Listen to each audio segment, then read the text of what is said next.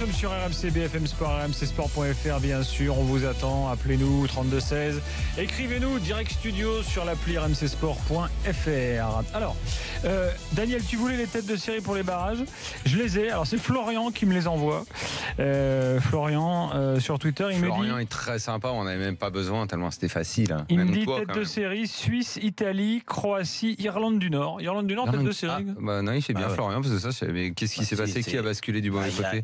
Danemark. Non, tête de série, Suède, Danemark, Irlande, Grèce. L'Irlande du Nord, c'est peut-être le fait qu'ils étaient à l'Euro, peut-être qui fait que... Bon, je sais pas. Probablement. Donc tu pourrais avoir un petit Irlande du Nord, Irlande, par exemple, en barrage. Peut être sympatoche. Ah bah celui-là, oui. Ah ouais, celui-là, ouais. C'est énorme. Et pour l'Italie... on va l'avoir, tiens, pour la peine. Qu'est-ce qu'il faut craindre pour l'Italie? La Suède ou le Danemark? Toutes les équipes. Franchement, l'Italie sont pas bien. Toutes les équipes, pas bien. Et quand tu es capable de faire... Alors nous, on est passé pour des quiches en faisant 0-0 contre le Luxembourg.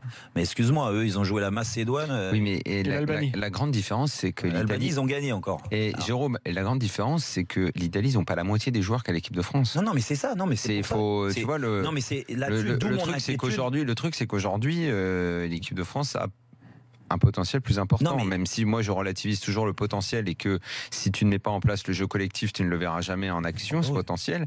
L'Italie, c'était déjà pas une grosse équipe à l'Euro. Conte les avait sublimés dans un collectif extraordinaire. Je suis pas sûr que Lino Ventura il fasse la même chose en Russie s'ils y vont. Et déjà le barrage sera compliqué. Mais regarde les joueurs, ça fait pas rêver. Hein. Alors, donc l'attente n'est pas la même. Hein. Restons sur l'équipe de France quand même pour l'instant, parce qu'il y a un truc quand même qui vous a échappé ce soir. Vous savez qu'il y a... On bascule dans une nouvelle ère avec cette qualif. Bah oui. Quoi? Didier Deschamps, c'est le cadre qu'il avait annoncé. Ça y est, il est automatiquement reconduit jusqu'en 2020. Ah oui, mais de toute façon, il n'y a personne d'autre. Demain, si à la Coupe du Monde, tu perds au premier tour, c'est la honte. On met qui? Je viens de poser la question hier, vous n'étiez pas là, il y avait Pierre et Jean-Louis. Allez-y les gars, envoyez les noms. Envoyez les noms. Bah, t'as toujours. Vas-y, envoyez les noms. Thierry Henry. Mais non, mais Patrick Vieira. Mais des sélectionneurs, t'en auras toujours. Je t'en ai déjà donné deux là. Bah, envoyez les noms. Au moins, t'en as donné deux. Hier, on n'en avait aucun. Non. Vas-y, envoie les noms. Mais des noms, ça peut être même surprenant. Des entraîneurs qui sont en place aujourd'hui et qui arrivent à les déloger. Bah, je sais pas. Tu veux chercher qui? Donne-moi non, c'est pas qui te veut changer, c'est qui t'aurait envie en fait. Mais non, mais Gilbert, au moins, il donne des pistes qui tiennent la route parce que des anciens grands joueurs et tout. Mais sinon, t'as qui? Tu vas aller chercher qui? Rudy Garcia? Non, mais. Courvenec? Non, mais. Alors qui alors? T'es obligé de prendre un entraîneur français. Ah oui, en sélection, généralement, c'est rare, c'est pas dans notre tradition. Non, je sais, c'est pas dans notre tradition, mais bon, c'est pas dans... Ça avait été dit hier. Thierry Goudet. Non, je sais pas, dis-moi. Allez, réfléchis. Compliqué, hein. Réfléchis. Tiens, on a un afterien avec nous qui en a marre de votre pessimisme, les mecs. Et moi, je suis d'accord avec lui, il en a marre du pessimisme. Salut Laurent. Salut tout le monde. Salut Laurent. Laurent, t'es heureux d'être au mondial? Ben moi je suis heureux et puis très sincèrement. D'ailleurs petite parenthèse au début, Jérôme, par rapport à ce que tu disais sur Didier, sur le fait que voilà il aurait pu attaquer, il l'a pas fait. Faut pas oublier que dans le pragmatisme de Deschamps, on avait des points UEFA en jeu et un coefficient et que selon qu'on gagne ou qu'on fasse match nul, on termine entre la 6e et la 12e place pour le classement, ce qui peut jouer pour le tirage au sort. Je ferme la parenthèse. Ça c'était le premier point. Très bien. Et le deuxième point par rapport au pessimisme, moi les gars je vous écoute mais depuis des années, je suis passé plusieurs fois à l'antenne, je suis un fan absolu de l'after. Mais au bout d'un moment, j'en ai marre d'avoir l'impression de prendre ma boîte de Prozac avant de me coucher. Je vous explique. Aujourd'hui, il y a une réalité, c'est qu'on n'a pas forcément de fond de jeu, c'est qu'effectivement, on a un sélectionneur qui n'a pas forcément d'idée pour qui le résultat prime avant tout, et Daniel le dit souvent, il a raison. Néanmoins, force est de constater que si on avait l'imagination, si on avait la tactique, si on avait le plan de jeu, et ça fait beaucoup de choses, on ne les a pas, mais si on les avait, on a quand même sur le papier, la plupart des spécialistes mondiaux le disent, et les spécialistes mondiaux, c'est pas forcément des journalistes, et pas forcément des bookmakers, comme le disait Auclair il y a 2 jours, ça peut être aussi Joachim Löw qui l'a dit en interview. Sur le papier, les joueurs de l'équipe de France, la génération qu'a l'équipe de France, avec des joueurs qui sont titulaires au Bayern Munich, au Paris Saint-Germain, au Real Madrid, à Barcelone, à l'Atlético Madrid, à la Juventus de Turin, on a quasiment la meilleure équipe du monde sur le papier. On sait qu'on fait toujours des matchs de merde dans les matchs amicaux. Dans les qualifications, on est même en compétition, tu les fais aussi. Ouais, c'est vrai, Daniel. On les fait aussi. Oui. On les fait aussi, mais de manière miraculeuse. Putain, j'ai un truc qui est assez bizarre en fait. L'équipe de France, c'est tout ou rien. C'est-à-dire que soit on passe complètement à côté, comme certaines Coupes du Monde, soit on va en finale. Et moi, je suis hyper heureux ce soir parce qu'on est qualifié. Franchement, avec ce qui s'est passé les 2 dernières Coupes du Monde, on est quand même obligé de passer par les barrages. Et que ce soit trop... Bah oui, t'as raison de le rappeler. Et c'est vrai, on passe pas par les barrages. On n'est pas une équipe d'éliminateurs, on n'a pas la grinta, on l'a jamais eu, on l'aura pas. De toute façon, tant qu'on aura sur le banc soit des post-dépressifs comme Domenech, soit des ultra réalistes comme Deschamps, on aura. Laurent, si tu me permets de te couper 2 secondes, ouais. je comprends parfaitement ta prise de position, mais il n'empêche que depuis que tu parles, tu nous as dit que tu veux pas aller te coucher avec la boîte de Prozac, mais depuis que tu parles, je pense que tu as été plus négatif que nous. Ouais, peut-être. Et Laurent, franchement, réécoute le passage. On a l'équipe sur le papier, mais on joue pas bien. Entre les entraîneurs qui sont des post-dépressifs, je ne sais plus comment tu les as appelés, mais franchement, Laurent, il illustre quand même un truc qui est vrai, c'est que globalement, c'est chiant, mais on est content. Non mais heureusement qu'on est heureux. Voilà. Évidemment. Je résume en 2 mots, Laurent. C'est les premiers mots que j'ai prononcés ce soir, je te signale.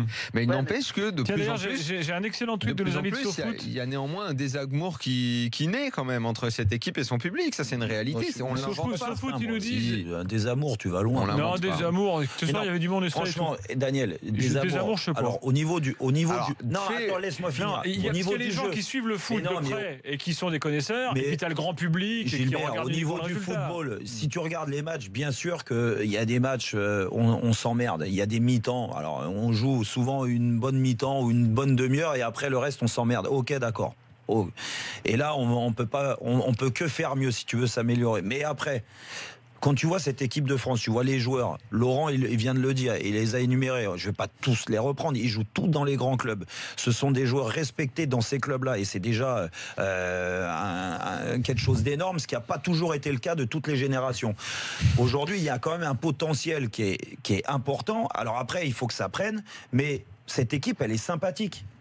Moi, je vois pas de joueur où tu dis putain, ça fait chier qu'il soit là, celui-là. Ça c'est vrai. Et ben ouais, donc ça, au moins cet aspect-là, il nous change d'une certaine époque. Ça c'est exactement. Vrai. Donc ça, le désamour, il existe moins. Si tu veux. Après, oui, on attend mieux. Il y a quelques temps, quand Evra était encore là, il y a 6 mois, il n'y avait pas ça. C'est un joueur, mais bon, Evra ou pas Evra, ce que je veux dire. Mais bien sûr, il y a des mecs. Non, mais bien sûr, il y a bien par ailleurs Evra, mais il faisait réagir négativement. Il y a des mecs comme Griezmann qui ont une belle cote, même si elle a été un peu plus haute à un moment. Giroud aussi, mine de rien. Mbappé attire le public et donne envie. Coman, moins, c'est un mec un peu discret. Lemar, il y a encore, il y a pas la moitié des gens qui le connaissent encore. Mais je te parle des passionnés de football. Oui, passionnés de foot, ok, mais bon, voilà. Donc, si on parle pas de jeu, sur le côté Kanté, sur le côté comment dire, attractif ou sympathique tu vas éprouver pour l'équipe, là aussi il y a du potentiel.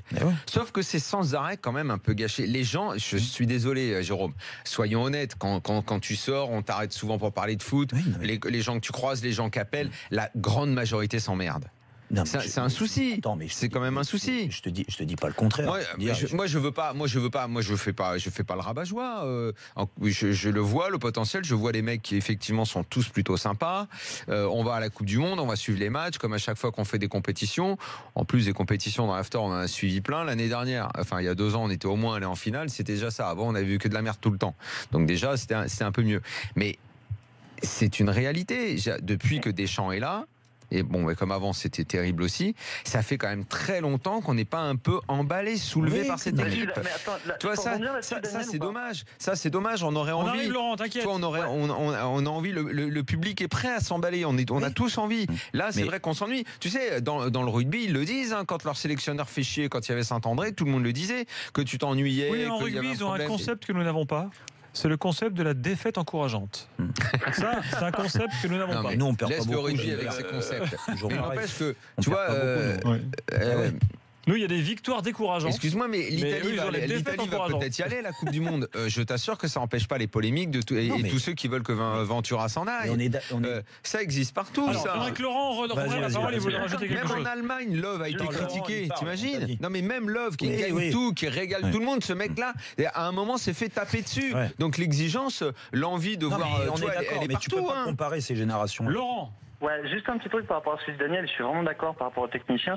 Ça me fait penser, je vais faire une métaphore, mais c'est mon côté homme de théâtre, c'est-à-dire que c'est comme un cuistot. le meilleur cuistot du monde, vous lui mettez des ingrédients de merde, il arrivera quand même à vous faire un truc qui dépote. Vous mettez un mauvais cuistot avec les meilleurs produits du marché, les meilleurs produits du monde, la mayonnaise prendra pas vraiment, ce sera un peu fade. Et c'est ça pour le moment l'équipe de France. Quand je dis que le regard du monde sur la France, qui est un regard peut-être bête et pas forcément très, très impliqué, parce qu'ils savent pas exactement comment ça se passe pour nous, ils regardent pas nos matchs en détail, comme nous on regarde pas les autres nations en détail, ils disent en tous les cas, de l'extérieur sur le papier, c'est sûr que c'est pratiquement, en termes de qualité individuelle et par rapport à la jeune génération des joueurs qui sont titulaires dans les plus grands clubs au monde, c'est pratiquement une des meilleures équipes au monde actuellement. Et c'est ça, moi, qui me rend enthousiaste. Je vais être enthousiaste, Daniel. C'est ça qui me rend enthousiaste, en fait. Mais je t'encourage à l'être, mon vieux. Le jour où on aura une pensée sur la tactique, le jour où on aura un vrai plan de jeu, le jour mais tu crois qu'il n'y en a pas, Laurent, des plans de jeu? Non, mais franchement. Si, le plan, il y en a un. Sauf qu'on le comprend pas, mais il y en a un. Il faut arrêter de penser que, encore une fois, je ne veux pas faire l'avocat du diable de Didier Deschamps, mais il faut arrêter de penser que Didier Deschamps n'a pas de plan de jeu. Je ne peux pas entendre des conneries comme ça. Et il a un plan de jeu. Aujourd'hui, quand tu vois la génération... Oui, mais il a un plan chiant. Non, mais attends, moi je veux bien... Alors c'est quoi le plan? Mais l'équipe... c'est marrant, tu l'as pas vu, Gilbert. Merde, que tu fous depuis l'Euro. Non, mais reprenez les matchs, parce que j'ai l'impression que, voilà, en claquant des doigts, on doit, même avec des grands joueurs, des joueurs qui jouent dans les meilleurs clubs au monde, on doit absolument être bon à chaque fois, à chacune de ces sorties. Il n'y a pas de continuité en équipe de France aujourd'hui, parce qu'il doit faire avec les suspendus, les blessés, la jeune génération et les jeunes joueurs qui sont arrivés, comme Mbappé qui est arrivé il n'y a pas si longtemps que ça. Et il y a 1 an et demi, il ne pensait pas que Kylian Mbappé allait peut-être être titulaire à la Coupe du Monde en Russie. Donc il est obligé de faire avec. Arrière gauche, il a voulu mettre Kurzawa, et puis d'un seul coup Mendy il a explosé l'année dernière. Et c'est Mendy qui prend la part de Kurzawa. Ce que je veux dire, il est encore à la recherche de l'équilibre et ce qui va être sa tactique préférentielle pour l'Euro. Laurent, on n'est pas d'accord. Excuse-moi, je me permets, Jérôme, avec tout le respect que j'ai pour l'immense joueur que tu as été, tu étais petit par la taille. Non, mais on s'en fout, ça. Jérôme, quand même, hein. Tu vois les matchs de l'Allemagne, depuis que Joachim Löw est là, il est là depuis longtemps. Quels que soient les joueurs qu'il a, les blessés, les suspendus, tu as toujours un plan de jeu, tu as toujours une chose qui est tenue, tu as toujours quelque chose qui est développé. En France, faut être honnête, putain les gars, je suis en train de me rendre compte que j'étais en colère pour dire que vous étiez Prozac, je suis plus Prozac que vous. C'est ce que je te dis, Laurent. Laurent, pour finir, une autre image. Tu nous as même mis une grosse picouse dans la gueule. Une autre image, parce qu'il y a un petit tweet marrant de nos amis de SoFoot. Toi, tu prenais les ingrédients et le cuistot. Eux, ils nous disent Deschamps, tu lui mets Tom Cruise, DiCaprio, Naomi Watts et Ryan Gosling. Ils réalisent les Tuches 3. C'est ça. C'est très bien. Voilà. J'aime beaucoup. Ouais, et tu vois, ça, et du coup, là où ils sont très forts dans la métaphore, c'est qu'ils réalisent les Tuches 3. C'est-à-dire qu'il réalisera un film qui fait venir du monde en salle, qui va être bénéficiaire, mais qui. Voilà, c'est exactement ça. Et qui sera mauvais. Qui sera mauvais. En tous les cas, les gars. Moi, pour l'enfant, pour l'ado que j'ai été, qui a pleuré devant France-Bulgarie, je suis heureux ce soir parce qu'on est qualifié sur les barrages. Parce que je vous avoue que même si on était même face à des équipes, face à l'Irlande ou l'Irlande du Nord, je pense que moi j'avais peur. Hein. Je suis content, très sincèrement. Salut Laurent. Alors que sur Twitter, les propositions de sélectionneurs tombent, hein, Daniel. Hein, t'as lancé un truc là. Don Tomasinu le dit. Moi, je nomme Tigana. On me cite Luis Fernandez. Exactement. Qu'est-ce qu'on me cite encore? C'est tout en fait. Voilà. Je préférais mes propositions à moi, du coup. Ah ouais, un étranger fécule chez nous, ça c'est jamais fait. Mais comme il a un nom français, qui parle français, on peut pas essayer de le maquiller. Mais avec son accent, ça passe moyen. Ou alors il va faire au Savoyard. Ouais, c'est ça. Faire un indépendantiste Savoyard. Comme Duprat. Et Duprat. Mais de toute façon, il cherchait pas de sélectionneur, il a reprolongé là. Oui, bien sûr, je suis en 2020. Donc, et ça fera quand même, t'imagines, il est arrivé en 2013, 2012, Deschamps. 12, ça ferait un bail de 8 ans. Non, déjà c'est énorme, mais bon, rappelle-toi où était l'équipe de France en 2012 hein, quand même. La quart de finaliste de l'Euro. Ouais. Elle était belle l'équipe de France. C'est vrai qu'elle était belle, elle dégageait une sérénité. Éliminée par le futur vainqueur. Tu parlais de code de désamour là, voilà, on était en plein dedans. Hein. Évidemment. Donc là, de toute façon, ce que je veux dire, tu peux être critique avec le sélectionneur, encore une fois, sur ce qui se passe sur le terrain, la composition de ces groupes. La grande force de Alerte, erreur sur les barrages. Ça j'ai vu. Il a trouvé le moyen de se courir avec deux poules. Avec deux poules, il s'est trompé. Mais c'est pas moi. J'ai bien dit que c'était Florian qui va. Il se cache en plus derrière un pauvre auditeur qui est chez lui. Il l'accuse. Il va l'enfoncer, c'est affreux. Et puis, j'aime pas quand tu me coupes la parole parce que tu dis souvent à Daniel arrête. Là, je suis en train de dire un truc sur Deschamps juste pour la finale. Ouais, non, mais tu me parles de ta connerie des barrages là où tu as annoncé le Danemark. Oh mon Dieu, c'est le Danemark qui s'est gouré. C'est le Danemark. L'Irlande du Nord n'est pas tête de série. Il n'y aura pas de derby. Il n'y aura pas de derby irlandais. Il nous a vendu un gros match. Ce que je veux dire, c'est que tu peux ne pas aimer l'homme, le sélectionneur, ok. Mais la grande force de Didier Deschamps, en tant qu'entraîneur ou de sélectionneur, c'est la gestion de ces groupes et comment vivent ces groupes. Et ce qui est le plus important quand tu joues une grande compétition. Et là, on est qualifié. Alors, ouf, d'accord, mais on est qualifié. C'est que ces joueurs-là, ce groupe de 23 joueurs va vivre un mois ensemble, voire un petit peu plus avec la préparation. Et que il vit bien ce groupe et c'est quand même gage de réussite quand ces groupes vivent bien et ça c'est sa grande force. Partout où il est passé, il arrive à ce qu'il y ait une alchimie dans ce groupe. Après, que sur le terrain les joueurs, il donne beaucoup de liberté. Ce que je veux dire, c'est aux joueurs aussi, aux joueurs leaders qu'il a nommés, de prendre ça en main pour que l'équipe de France soit spectaculaire. Lui, il a peut-être des limites de ce côté-là au niveau de son plan de jeu. D'accord, mais par contre, il est au-dessus de beaucoup d'entraîneurs ou de sélectionneurs sur la façon de faire vivre ces groupes. Voilà, tout ce que j'avais à dire sur lui. Très bien. Eh ben, écoute, tu l'as dit, et je sens que ça t'a fait plaisir. Non, mais c'est pour parce que j'entends tellement de bashing sur lui que c'est terrible, toi le premier, mais ça c'est sûr. Après il rentre dans sa voiture en disant Didier, c'était bien, j'ai kiffé ton match, c'était trop bien. Qu'est-ce que je me suis éclaté devant la télé. Et la preuve, c'est que je suis critique sur ces changements de deuxième mi-temps, donc c'est que je les comprends pas. Alors le changement, mais alors pardonnez-moi, mais quand Sissoko a remplacé Griezmann, mais il fallait là, conserver un résultat. Je dois dire que j'ai basculé là. J'ai été pris de nausée. Je suis passé sur la 2. Il y avait quand même comme dirait Vaïd, j'ai vomi. Sur la 2, il y avait quand même un chef-d'œuvre ce soir. Tu le fais mieux, toi. Vas-y, fais-le. Ah si, vas-y, fais-le. Toi, tu l'as vu. Vas-y. J'ai vomi. Non, je le fais pas beaucoup mieux. Si, mais en accent bosniaque, je me suis un peu démerdé là. Oh non. J'ai vomi. C'est plus comme ça que tu le dis. C'est plus comme ça. C'est un Martiniquais que tu m'as fait là. Bon, un autre Laurent est là. Le concept de victoire décourageante plaît pas mal sur le hashtag RMC Live. Je crois que Laurent partage ce point de vue. Laurent, bonsoir.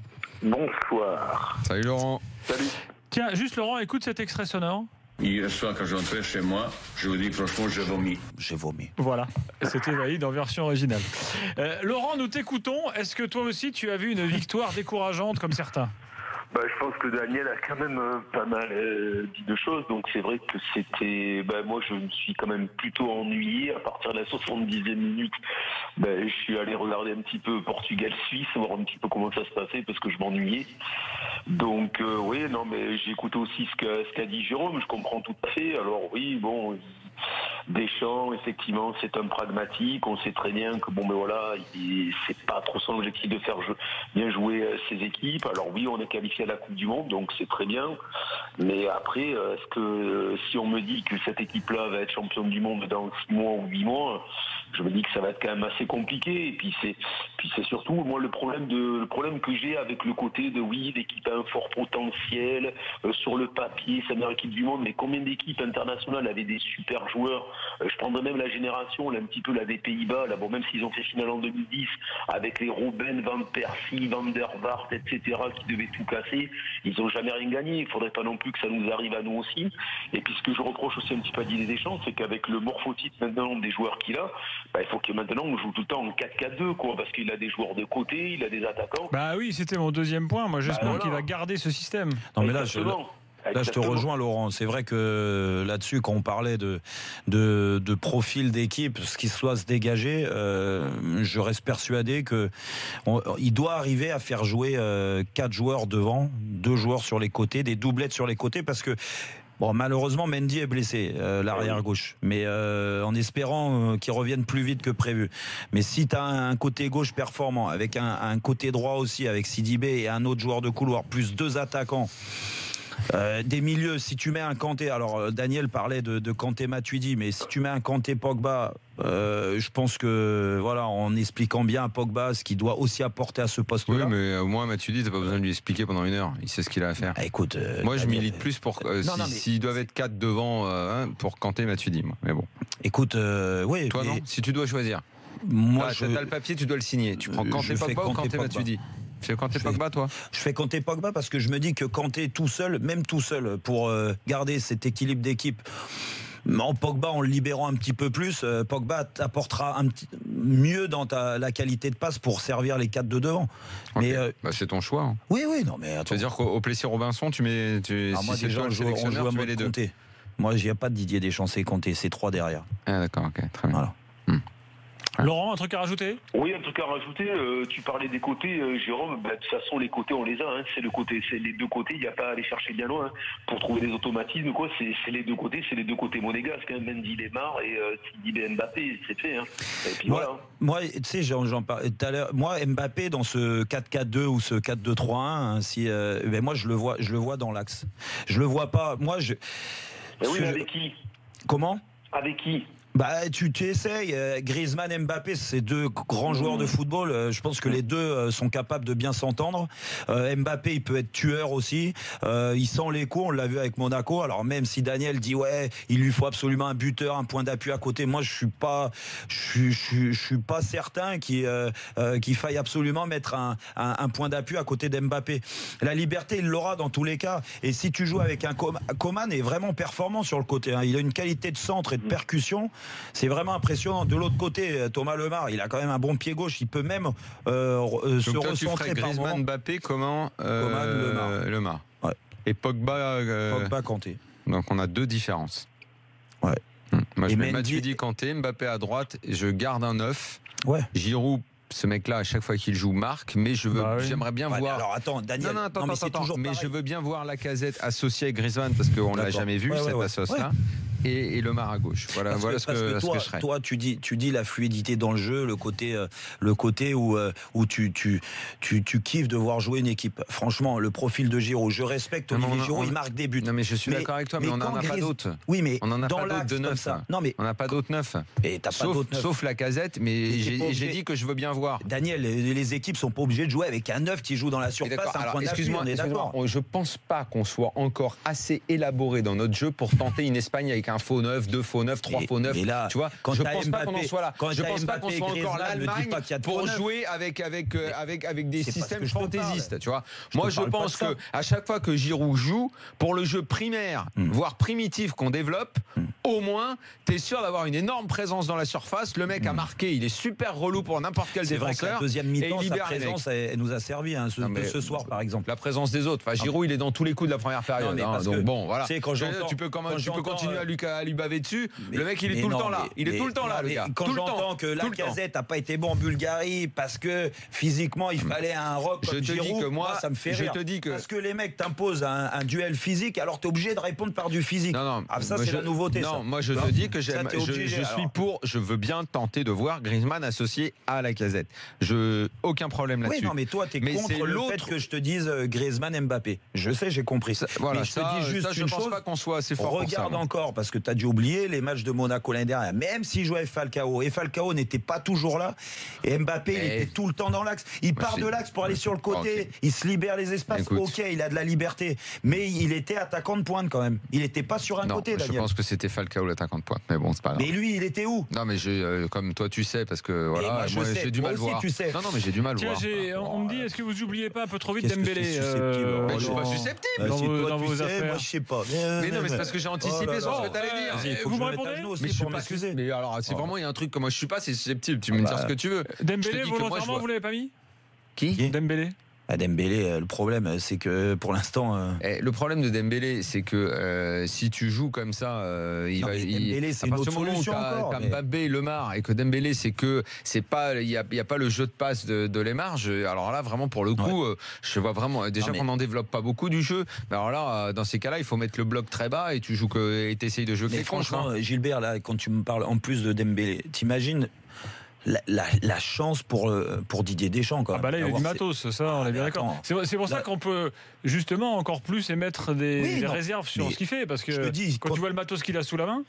C'est pour là, en 98, t'as pas ce matos-là. Hein. Parce qu'en 98, t'as le matos d'aujourd'hui. Non, bien sûr que non. Non. On est d'accord. T'as pas ce matos-là offensivement, parce qu'il prend des jeunes, rappelle-toi. Il prend Trezeguet, Henry. Voilà, c'est des coups de poker un petit peu, tu vois. Il venait d'exploser. Par contre, t'avais quand même une sacrée solidité, quoi. T'as une solidité derrière. C'est le jeu qui a marqué Deschamps à vie. Non, mais attends, c'est solidité t'avais des joueurs qui jouent dans des grands clubs à l'étranger. Aujourd'hui, tu les as aussi. Je dis, Varane, il joue dans un grand club, Umtiti joue dans un grand club. Excusez-moi, mais depuis tout à l'heure, on s'amuse à faire des compos et on va en faire toute la semaine. Je sais, ça va être le jeu, on va faire toute la semaine. Mais vous pensez vraiment que si demain, dans une phase finale, t'as un France-Espagne, France-Allemagne ou France-Portugal ou ce que tu veux, il va pas nous mettre 3 mecs au milieu? C'est ça qu'il évidemment qu'il les mettra les 3 mecs au milieu. Daniel. Et il y aura Sissoko dans l'affaire. Daniel, il faut pas être con non plus, il faut pas être fermé. Non, mais il faut pas être fermé. Je suis pas dit que c'était fermé. C'est Deschamps qui doit pas être fermé. Non, mais si t'estimes que aujourd'hui, et ça c'est l'humilité de Didier Deschamps et de son groupe, que aujourd'hui l'Espagne, le Brésil. Humilité ou frilosité? Non, l'humilité de dire, écoute, ces nations-là sont en avance collectivement, tactiquement, tout ce que c'est normal. Lui, il est là depuis 5 ans et c'est les autres qui sont en avance. Il a fait quoi pendant 5 ans? Laurent, merci. Il n'a rien fait. Mais le groupe, il n'a rien fait parce qu'il n'a pas envie de faire. Parce que c'est pas son truc et il sait pas. En fait, il sait pas. Il sait pas. Mais je te dis qu'il sait pas. Il sait pas. Dans quelques instants, on est de retour. Voilà. 2-1 pour la France face à la Biélorussie. La France est au mondial, messieurs dames, pour la 6e fois d'affilée. Eh oui. 98, 2002, grand souvenir. 2006, autre grand souvenir. 2010, 2010, 2014, le Honduras. Et puis 2018. Honduras. Et le Portugal est qualifié aussi. On aura Nico Villas avant minuit. Ouais. On se retrouve tout de suite dans l'after avec l'évaluation. Et puis les premières réactions. Je vous signale que Robben vient d'annoncer qu'il prenait sa retraite internationale. Je suis en deuil. À tout de suite dans l'after. Robben. Ah oui.